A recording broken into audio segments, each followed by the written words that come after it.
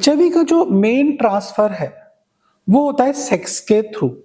और जब आप सेक्स कर रहे हैं मेल या फीमेल या मेल टू मेल, तो जब आपका ब्लड एक दूसरे के कांटेक्ट में आता है, सॉफ्ट टिश्यूज के कांटेक्ट में आता है, तो एचआईवी का ट्रांसमिशन होता है।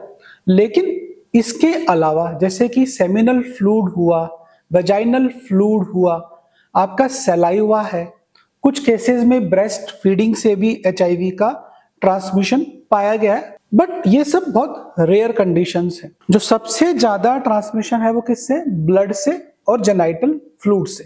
अब एचआईवी का ट्रांसमिशन क्या बाइट करने से हो सकता है? स्टडीज जो बोलती हैं ये बहुत रेयर कंडीशन है।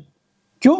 क्योंकि जो ओरल सलाइवा है, जो जीभ के अंदर थूक है, उसमें जो वायरस का जो लोड होता है वो काफी कम होता है कंपेयर टू जो आपका वेजाइनल फ्लूइड है या सेमिनल फ्लूइड है या ब्लड के थ्रू जब आप ट्रांसमिशन कर रहे हो। बाइट के थ्रू ट्रांसमिशन कब हो सकता है? कि जब आपने किसी को बाइट किया है और जिस पर्सन ने बाइट किया है उसके एचआईवी है, उसने जिसके बाइट किया बहुत डीप वुंड किया है या बहुत डीप बाइट किया है, जैसे कि उसने होठों पे बहुत तेजी के साथ काटा या किसी और हिस्से पे तेजी के साथ ड्यूरिंग इंटरकोर्स बाइट किया, और उसका जो फ्लूइड था, जो ओरल फ्लूइड था जिससे ब्लड आया, उसमें ब्लड था, और उस ब्लड ने जो सामने वाले के जिसके बाइट किया, किस जगह पे बाइट किया, हो सकता है उसके होठों पे बाइट किया या उसके हो सकता है पेनाइल पेनिस पे बाइट किया या उसकी वजाइना पे बाइट किया।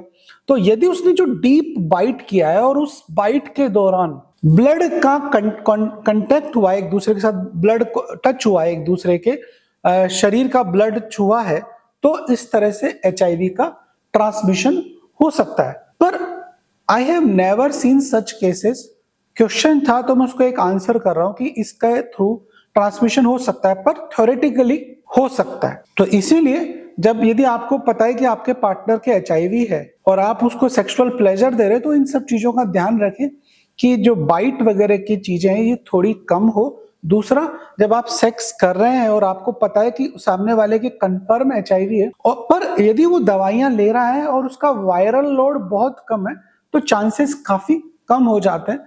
मैं ऐसे लोगों से हमेशा यही रिक्वेस्ट करता हूं कि जो एचआईवी का पेशेंट है वो हर 2 महीने 3 महीने के अंदर अपना वायरल लोड वगैरह करवाता रहे।